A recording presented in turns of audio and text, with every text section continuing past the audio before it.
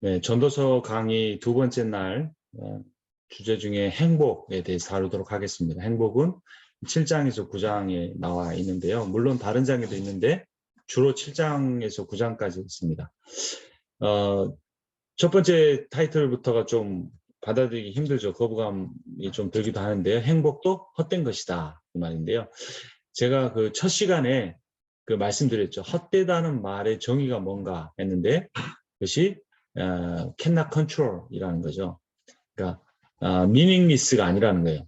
의미가 없다, 허무주의 이게 아니고 we cannot control our happiness 라는 겁니다. 그러면 훨씬 더 이해가 됩니다. 물론 헛되다는 말, 이 헤벨이라고 하는 말의 의미는 여러 가지가 있지만 제가 봤을 때는 이 헛되다는 말을 이 we cannot control이라고 적용했을 때가 가장 전도서의 의미가 잘 전달된다고 느낍니다. 저는.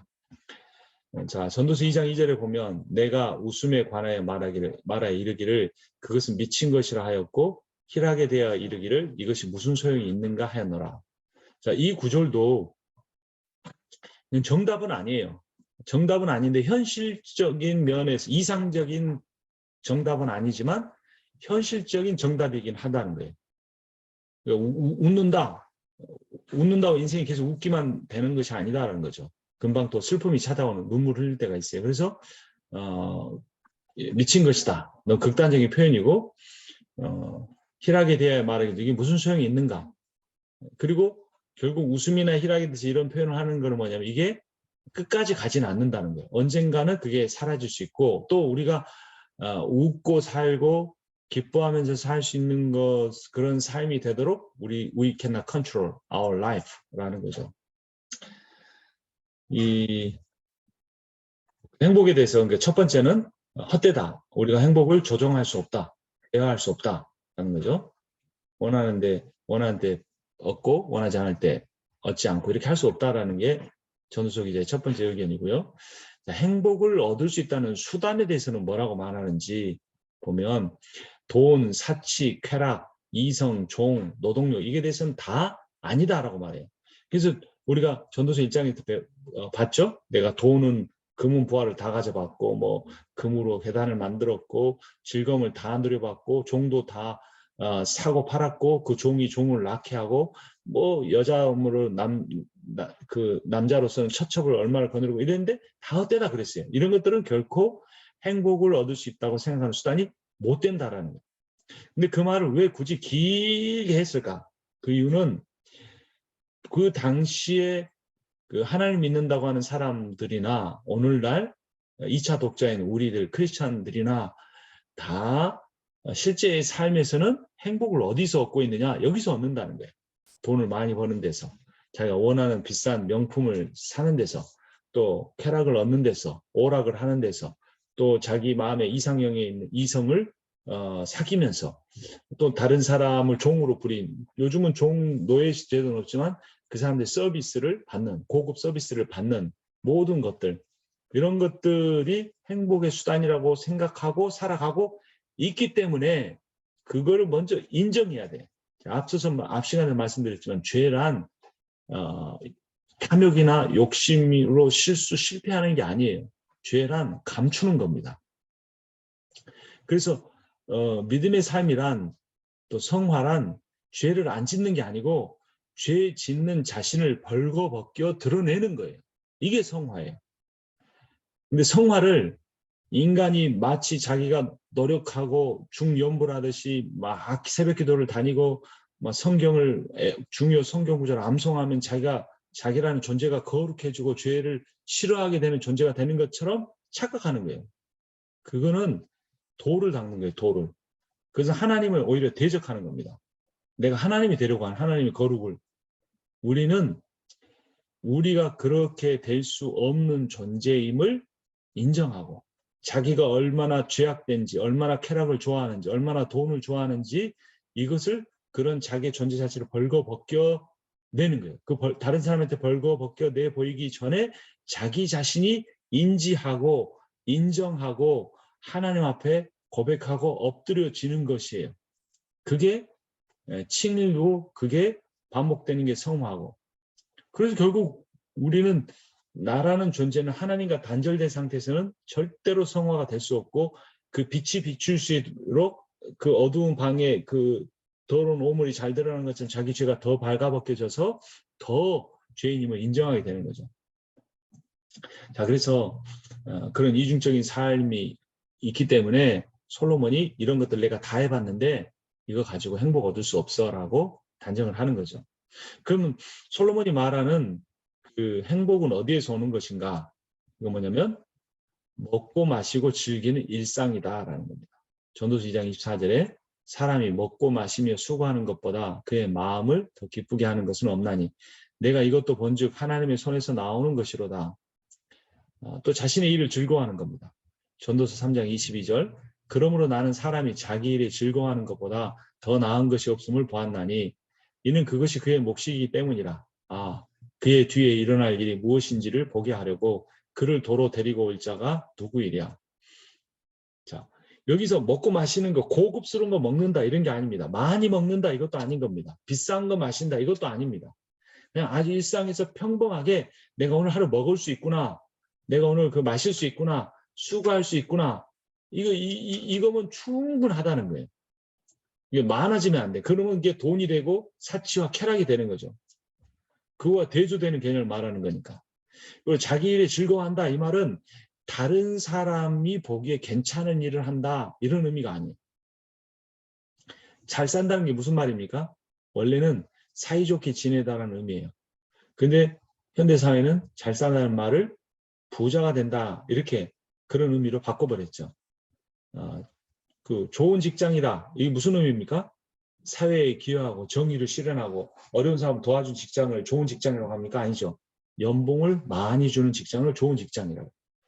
그래서 교회에서도 좋은 대학 보내고 좋은 직장 보내고 잘 사는 것이 목표인 것 기도 제목인 경우들이 참 많아요. 기도 제목 90% 가까이가 그런 것들이 자기 일에 즐거워하지 못하기 때문에 이 지긋지긋한 노동을 통해서 돈과 사람들의 선망의 대상이 되는 것으로라도 그 이 힘든 노동, 싫은 노동, 빨리 은퇴하고 싶은 이 노동을 견디려고 하는 거죠. 그러나 우리는 일 자체, 그 자체를 우리가 즐거워해야 돼요. 비교할 필요 없습니다. 근데 그 일 자체가 즐거우려면 자기가 좋아하는 일이어야 되는 거죠. 또한 행복의 조건은 뭐냐면 배우자와의 일상입니다. 전도서 9장 9절에 내 헛된 평생의 모든 날, 곧 하나님의 해 아래서 내게 주신 모든 헛된 날에 내가 사랑하는 아내와 함께 즐겁게 살지어다. 그것이 내가 평생에 해 아래서 수고하여 얻은 내 몫이니라. 배우자죠. 남편도 될 수 있고 또 뭐 배우자가 사별했거나 또 어떻게 헤어졌다면 그 자녀들과 또 그 자녀들도 없다면 가장 가까운 친구와 함께 일상을 살아가는 거. 이렇게 많은 지인들이 아니라 SNS상에 있는 뭐 1000명, 2000명의 팔로워들이 아니라 내가 실제 삶의 현장에서 인격적으로 부딪히고 만나고 먹을 것도 나누고 삶의 그 기도 제목도 나눌 수 있는 그 사람들과의 평범한 일상 이것이 행복이다라는 거죠. 그래서 이 행복의 기준은 뭐냐? 오늘입니다. 죄송합니다. 오늘. 여러 번 말씀드렸지만 the best present is present. 최고의 선물은 오늘이다. 현재다. 이거를 절정으로 살아야 돼요. 우리가 인생 전체를 제어할 수가 없습니다. 그 인생 전체를 제어하려고 할 필요도 없습니다. 근데 우리는 뭘 할 수 있습니까? 오늘 하루를 누릴 수는 있어요. 오늘 하루. 이게 전도서가 말한 핵심이에요. We cannot control our whole life, just one day. 우리가 하루는 내가 누릴 수 있어요. 하루 먹을 건 있으니까 아무리 없어도 하루 먹을 건 있잖아요.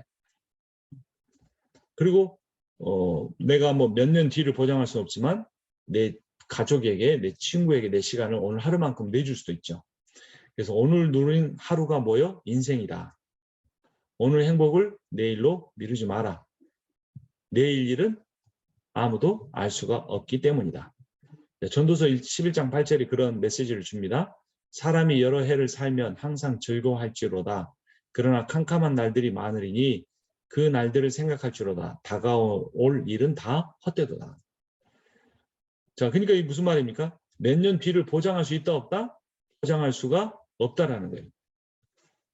그 다가올 일은 다 헛되다는 말이 meaningless가 아니라고 그렇게 읽어버리면 해석이 안 되죠. 근데 we cannot control 뭐 앞으로 오늘 날은 the future를 컨트롤할 수 없다 이러면 이해되는 거죠. 헛되다는 걸 컨트롤로 컨트롤할 수 없다라는 걸 바꾸면 그래서 그거는 내일 일은 내일 염려하고 우리는 오늘 일을 누리고 즐기고 이렇게 일하고 먹고 마시고 이거라는 거죠. 그래서 행복이라는 것은 복잡한 것에 있지 않아요. 대단한 것에 있지 않아요. 절대 뭐 하버드가 아니에요. 뭐 꼭 구글 이런 데 들어가는 게 아니에요. 단순한 거. 아주 간단한 일 하면 살아도 이게 내 적성에 맞고 그것을 통해서 내가 가족들과 먹고 사는데 도움이 되면 그것이 행복이라는 거예요. 전도서 9장 7절에 너는 가서 기쁨으로 내 음식물을 먹고 즐거운 마음으로 내 포도주를 마실지어다. 이는 하나님이 내가 하는 일들을 벌써 기쁘게 받으셨습니다. 평범한 거예요. 너 밥 먹고 와인 한 잔. 뭐죠? 이스라엘에서 포도주는 뭐 그냥 음료수와 같았죠. 그 석회질 땅이어서 물을 마실 수가 없었어요. 그래서 포도주 가서 그걸 먹었죠. 그래서 결국 먹고 마시는 것, 배우자와 일상, 친구와 사귐, 그리고 이것들을 주신 하나님을 즐거워 감사하는 것. 이게 행복이라는 거죠. 전도서 2장 24절에 사람이 먹고 마시며 수고하는 것보다 그의 마음을 더 기쁘게 하는 것은 없나니 내가 이것도 본즉 하나님의 손에서 나오는 것이로다. 먹고 즐기는 일을 누가 나보다 더 해보았으랴. 하나님은 그가 기뻐하시는 자에게 지혜와 지식과 희락을 주시나 죄인에게는 노고를 주시고 그가 모아 쌓게 하사 하나님 기뻐하는 자에게 그가 주게 하시지만 이것도 어때요? 바람을 잡는 것이로다. 하나님이 일하게 해주세요. 그 일을 통해 기쁨을 주세요. 그리고 어떤 사람한테는 노고 힘든 일이 있고 어떤 사람한테는 좋은 것도 주시지만 이게 다 헛되다 바람 잡는 것이다. 그러니까 우리가 하나님을 조종할 수 없다. 우리가 하나님을 제어할 수 없다. 그래서 하나님의 영역이다. 하나님의 주권에 속한 부분이다. 그리고 맡겨라. 그리고 너는 네가 조종할 수 없는 그 미래를 하나님께 맡기고 오늘 하루를 즐겨라. 누려라. 행복하게 살아라. 이겁니다. 그런데도 인간이 그래서 인간이 행복을 좌우할 수 없는 이유는 뭐냐? 컨트롤할 수 없는 이유는 세상이 권선징악의 논리로 움직이지 않기 때문에 그래요. 선하게 살면 복받고 악하게 살면 징벌받지 않아요. 악하게 살아도 머리만 잘 쓰면 탈법, 용법 해서 법을 뛰어넘어서 법을 이용해서 얼마든지 부자 되고 뭐 자기 원하는 데 살 수 있어요. 선하게 산다고 보장 다 받는 거 아니에요. 더 억울한 일 많이 당하고 왕따 당하고 이렇게 사기만 당할 수도 있어요. 그러니까 우리는 이 큰 일은 우리가 어떻게 할 수가 없어요. 진짜 세상을 움직이는 건 권선징악이 아니고 부정함이에요. 부정. 불의. 똥 묻은 개가 겨 묻은 개 보고 짖는다고 이 세상에 그런 악인들 짖는 개들이 많아요. 부정 불의 가득해요. 우연히 만난 사람 때문에 일이 다 달라져요. 무작위. 이런 일들은 순서도 없어요. 법칙도 없어요. 마구 우리 인생에 들어와요. 그러니까 우리는 결코 우리의 인생을 잘 설계해서 미래에 언젠가 행복해지겠지 이런 생각을 아예 그냥 싹둑 잘라버리라는 거예요. 전도서 기자가 말하는 겁니다. 그래서 전도서 8장 14절에 세상에 생겨지는 헛된 일이 있나니 곧 악인들의 행위에 따라 벌을 받는 의인들도 있고 의인들의 행위에 따라 상을 받는 악인들도 있다는 것이라 내가 이르니 이것도 헛되다. 그러니까 악인이 벌 받고 의인이 상을 받아야 되는데 그 반대로 된다 이 말이에요. 악인이 상 받고 의인이 벌 받는 세상. 이게 헛되다. 우리가 이거 고칠 수가 없다. 이런 세상의 이 원리를. 그렇다고 해서 우리가 아무것도 하지 말라는 건 아닙니다. 불의와 싸워야죠. 하지만 불의와 싸운다고 세상이 바뀌지는 않습니다. 그래서 악인의 성공이나 의인의 실패에 대해서 너무 분노하지 말아라. 왜냐하면 헛됨이 선을 이기기 때문이에요. 헛됨이라는 거예요. 컨트롤할 수 없는 영역, 우연, 어떤 운명까지는 아니지만 우연이 보이는 일, 이런 것들이 선을 다 무너뜨려 버리는 거예요. 잘 안 돼요. 그러니까 자꾸 교회에서 또 사회에서 희망 고문한다 그러죠. 조금만 더 하면 세상이 바뀝니다. 조금만 더 하면 우리 교회가 다 달라질 수 있습니다. 조금만 더 하면 우리 그 불치병 걸린 김모 집사님 나을 수 있습니다. 이런 일들이 희망 고문이 될 수 있다는 거죠. 그럼 기도하지 말자는 건 아니에요. 노력하지 말자는 건 아니에요. 하루하루 꾸준히 그런 기도도 하고 노력도 하되 우리의 기도를 통해 하나님이 다스리신 이 세상의 하나님의 법칙을 움직이거나 바꾸거나 이렇게 할 수 있는 게 아니라는 거예요. 그것은 하나님의 여기니까 하나님께 맡겨드리고 이건 헛된 일입니다. 바람을 잡는 일입니다. 즉 우리는 이걸 컨트롤할 수 없습니다. 그러나 하나님께서 왜 기도하라고 하셨으니 우리는 기도합니다. 우리를 긍휼히 여겨주소서 하고 기도하고 결과는 하나님께 맡기면 되죠. 전도서 9장 2절에 모든 사람에게 임하는 그 모든 것이 일반이라. 의인과 악인, 선한 자와 깨끗한 자, 깨끗하지 아니한 자, 제사를 드린 자와 제사를 드리지 아니한 자에게 일어나는 모든 일이 일반이다.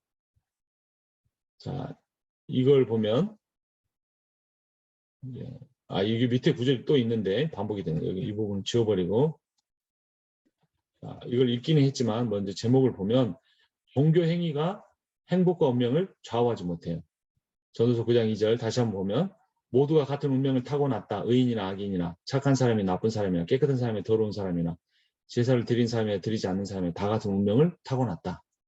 제사 드린 사람 종교인이죠. 유대교인. 근데 다 같은 운명, 어떤 운명이에요? 다 죽는다 이 말이에요. 착한 사람에게 주인보다 나을 것 없다. 착하다고 안 죽느냐? 그게 아니에요. 맹세한 사람이라고? 아니냐? 다 마찬가지. 모두가 다 같은 운명을 갖고 태어났다는 거예요. 이것은 바로 세상에서 벌어지는 모든 잘못된 일 가운데 하나예요.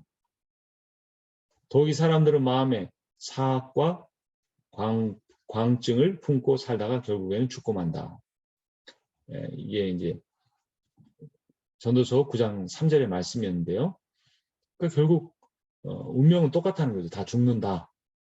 그러니까 마치 내가 이 세상에 어떤 와서 노력하고 기도해서 유토피아를 만들고 영생을 살아갈 수 있는 것처럼 생각하지 말라가 아니고 그것이 현실이다 이 말이에요. 현실.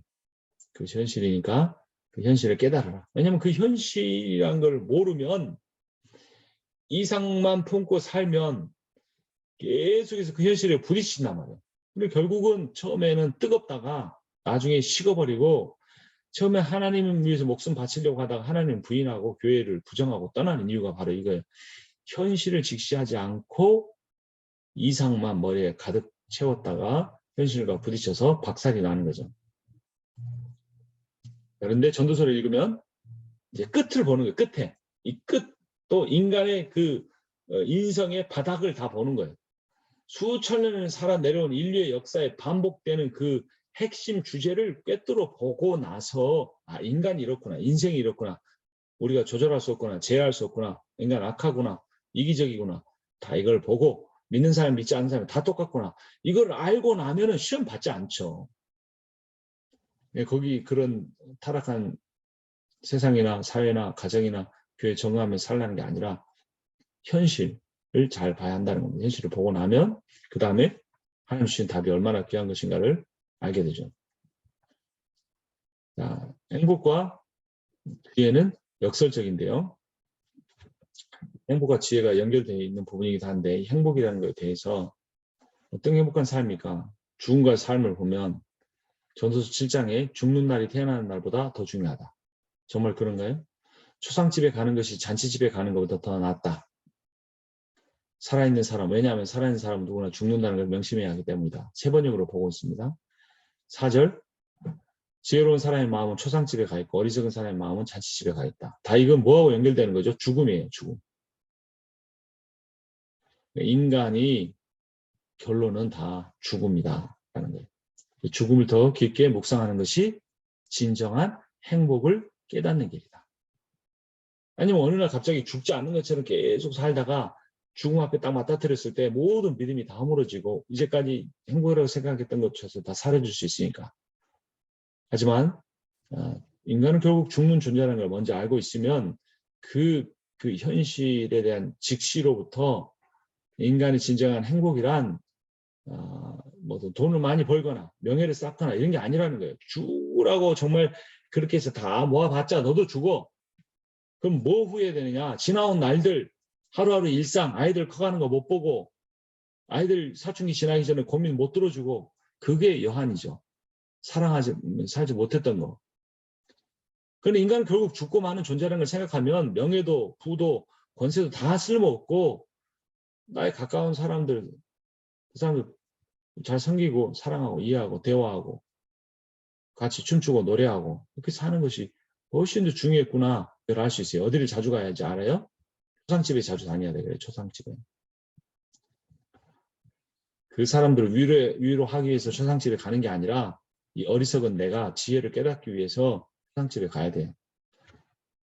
근데 어리석은 사람의 마음은 항상 어디 가요? 잔치집에 가 있죠. 뭐 교회를 그러면 교회를 초상집으로 만들어야 돼? 잔치집으로 만들어야 돼요? 항상 잔치집으로 만들려는 게 문제죠. 때로는 초상집 같아야 되죠. 그 말은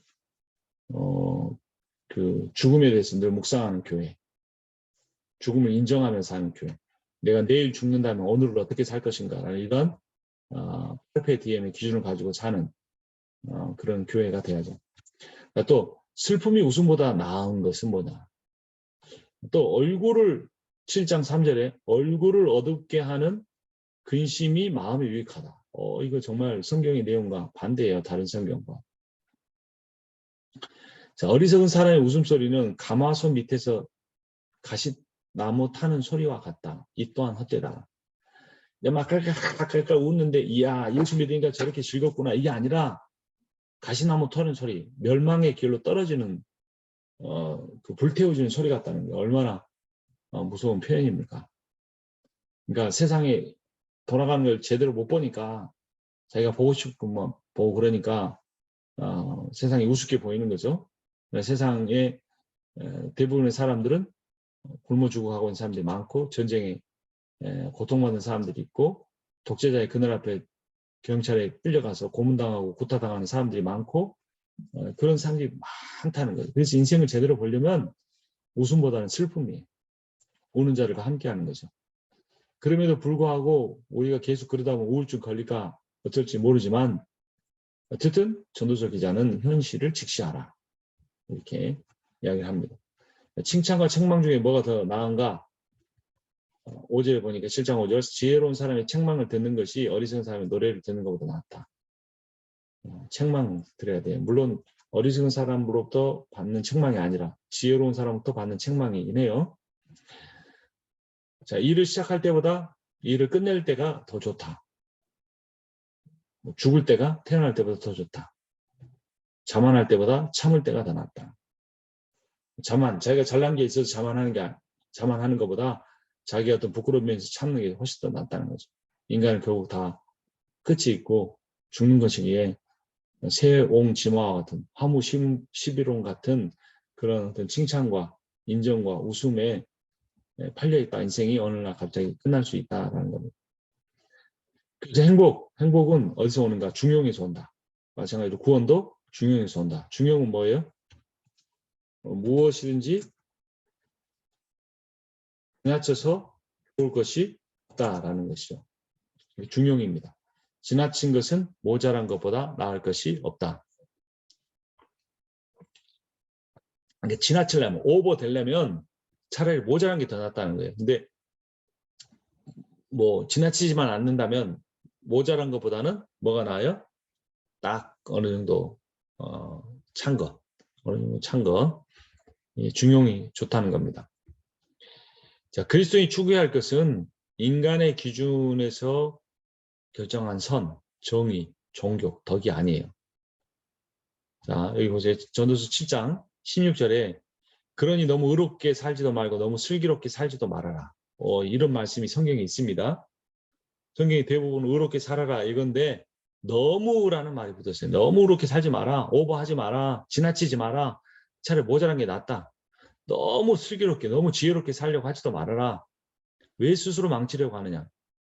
그러니까 너무 의협심이 큰 사람은요. 막 쪽같이 부러진다고 그러죠. 옳은 말을, 그 사람 하는 말은 다 옳아요. 다 바른 말이에요. 항상 그 잘못된 거 정확히 보고 지적해요. 하지만 그렇게 너무 의롭게 살고 막 또 너무 슬기로, 그래서 다른 사람이 실수할 기회를 안 줘. 자기 자녀가 실패할 기회를 안 줘. 그렇게 세상에 나가면 이제 정말 부모가 없을 때 큰 실수를 할 수 있는데 아이들에게 실패할 기회, 실수할 기회를 줘야죠. 너무 악하게도 살지 말고 너무 어리석게 살지 마라. 이거 반대이죠. 심적인 반대. 왜 제명도 다 못 채우고 죽으려고 하는가. 하나를 붙잡되 다른 것도 놓치지 않는 것이 좋다. 하나님을 두려워하는 사람은 극단을 피한다. 라고 전도서 7장 18절에서 이야기합니다. 그래서 행복에 있어서 중요한 건 중용이에요. 중용. 너무 어느 한편을 치우치지 않는 것. 시대 정치는 이 세상의 역사를 선과 악의 싸움으로 봐요. 그런데 성경은 선인과 악인과의 싸움이 아니고, 그게 아니고 인간의 인간과 하나님과의 대결이에요. 그러니까 인간이 선한 사람이 있고 악한 사람이 있어 봤자 다 인간은 악해요. 미련해요. 다 어리석어 미련. 하나님만 선하시고 전능하세요. 그러니까 선한 인간이 악한 인간을 이기는 게 아니고 모든 악한 인간이 온전히 선하신 하나님께 굴복하는 거예요. 이게 복음이죠. 성경의 가치관이에요. 자, 그러려면 하나님께 굴복하려면 이걸 알아야 돼. 인간에 대해서. 인간은 항상 이기적이다. 또 인간의 연대는 항상 이기적이고 악하다. 사람이 나보다 나쁜 사람을 욕하는 이유는 자신의 악을 변명하기 위해서다. 너무 비관론적이죠. 성악설이니까. 더 나아갑니다. 인간의 선은 무악하다. 무익하다. 인간이 행하는 선이라는 것은 아무런 유익이 없다. 자신의 기준과 판단에 따라 세상의 헛됨에 일조해서다. 그러니까 내가 선이라고 생각하는 것은 내 기준일 뿐이라는 거예요. 내가 생각하는 의로움이란, 내가 생각하는 거룩한 교회란, 내가 생각하는 올바른 목회라는 것은 내 기준이라는 거예요. 그래서 이건 헛된 거예요. 영원하지가 않아요. 내가 생각하는 것뿐만 아니라 인간이 추구하는 선, 정치, 경제, 역사, 이게 모두 다 그래요. 헛된 거예요. 그럼 이 세상에 소망이 없는가? 우리가 어떻게 행복을 누려야 되는데 이런 말은 모든 영역이 다 행복을 줄 수 없다고 말하면 어떻게 해야 되냐? 하나님께 소망을 두라. 로마서 8장 20절 피조물이 허무에 굴복했지만 그것은 자의로 그렇게 한 것이 아니라 굴복하게 하신 그분이 그렇게 하신 것입니다. 그러나 소망은 남아 있습니다. 허무한데 굴복해요 우리가. 근데 내가 원해서 그런 게 아니에요. 나를 그 굴복할 수밖에 없는 상황에 하나님 두신 거예요. 왜냐하면 인간의 실체를 알아야 되니까. 내가 발가벗겨져야 되니까. 아담과 하와가 내 몸에 이렇게 붙여놓은 무화과 나무 잎이 찢어지고 발가벗겨져야 되니까. 그래서 우리를 허무에 굴복하게 하신 거예요. 그런데 그럼 우리를 버리신 거냐? 그렇지 않아요. 소망이 남아 있어요. 그러니까 하나님께 소망을 둬야 돼요. 하나님께 소망을 둔다는 건 하나님의 때를 기다리는 거예요. 전도서 3장 1절 범사에 기한이 있고 천하 만사에 다 때가 있나니.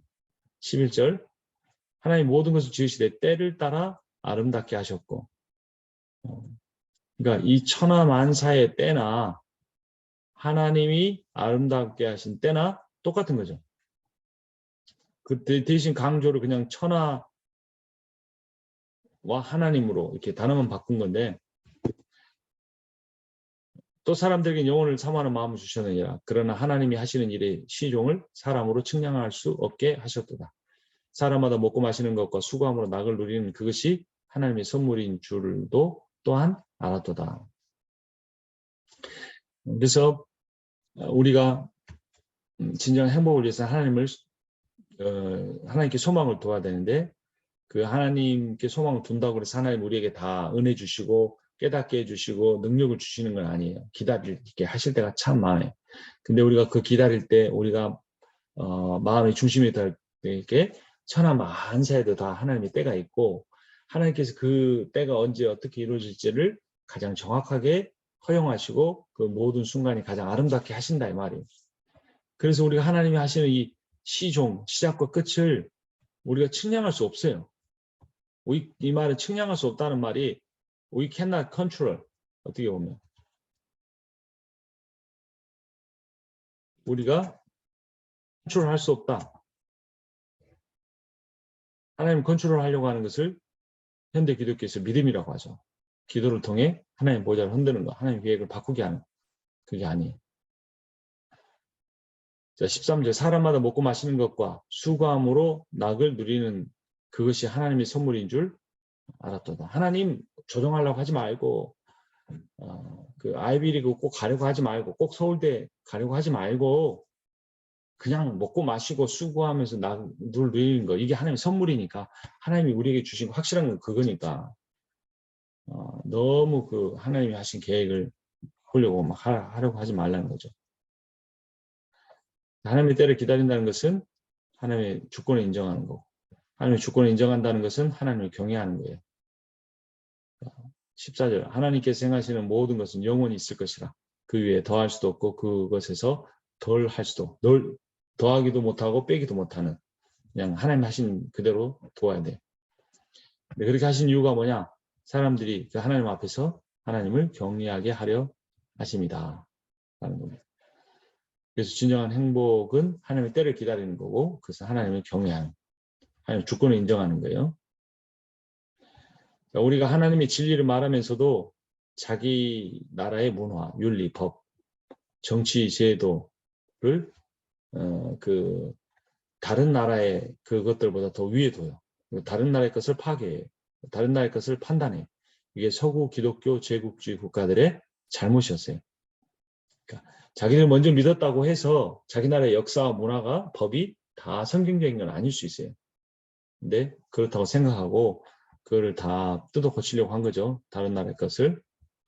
비단 국가 사이에서만 이런 일이 일어나는 것이 아니라 한 나라 안에서도 당신 어느 출신이냐, 호남이냐, 영남이냐, 출신 학교 인서울이냐, 아웃 서울이냐, 특정 교회 소속, 중형교회 소속이냐, 사랑교회 출신이냐, 뭐 이런 거 가지고 서로를 판단해 왔다 이 말이에요.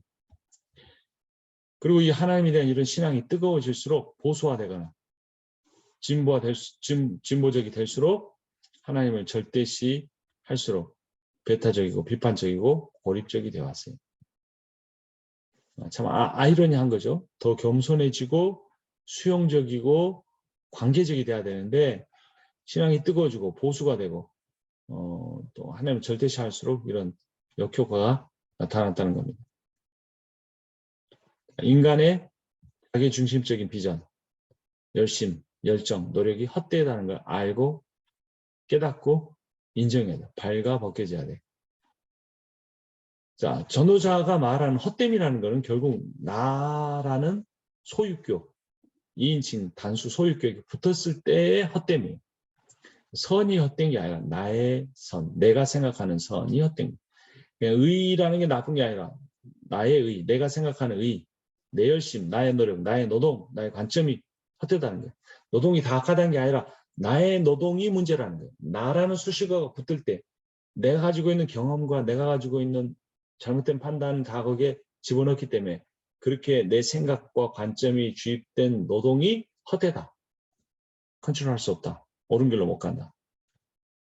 그래서 우리는 이 나의라는 말을 이렇게 바꿔서 나의 헛됨을 깨닫는 것이 지혜다.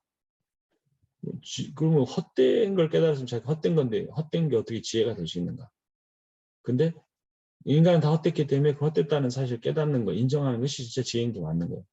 우매자들이 이걸 인정하지 못해요. 내가 뭔가 깨달았다고 생각하는 순간에 지혜는 헛된 것이 되어버리는 거예요. 참된 지혜는 이거예요. 모든 것이 헛되다는 사실을 깨달은 거. 이게 지혜. 그러니까 지혜 자체도 헛되다는 거를 깨닫는 거죠. 지혜도 헛되다. 이렇게 생각하는 것이 행복으로 가는 길이에요. 자, 그래서 구원이란 또는 행복이란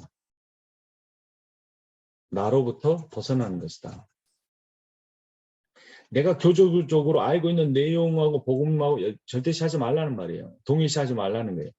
내가 나로부터 벗어나야, 옛사람이 죽어야 나로부터 벗어나야 내 고정관념, 나의 취향, 나의 가치관을 벗어나야 구원에 접근할 수 있고 그 구원을 통해 하나님과 연결될 때 진정한 행복을 누릴 수가 있어요. 하나님을 경외하면 자신을 낮추게 돼요. 그리고 사람들도 자기를 낮게, 바닥으로 낮게 생각하고 다른 사람을 낮게, 더 낮게, 높게 생각하는 게 이게 믿음이고 구원이고 행복이에요. 빌립보서 2장 3절에 아무 일에든지 다툼이나 허용을 하지 말고 오직 겸손한 마음으로 각각 자기보다 남을 낮게 여기라. 각각 자기 일을 돌볼 뿐더러 또 각각 다른 사람들의 일을 돌보아 나의 기쁨을 충만하게 하라. 내 안에 이 마음을 품으라. 곧 그리스도 예수의 마음이다. 자기보다 남을 낮게 여기는 것이 행복이에요. 행복의 구원의 가장 기초예요. 이것이 예수 그리스도께서 사셨던 삶이고 마음이고 예수 실존이에요. 참 지혜란 어떤 관념이나 원리, 우주의 원리, 비밀, 키 이런 게 아니고 역사적으로 사셨던 예수의 인격이고 그분의 실존이에요.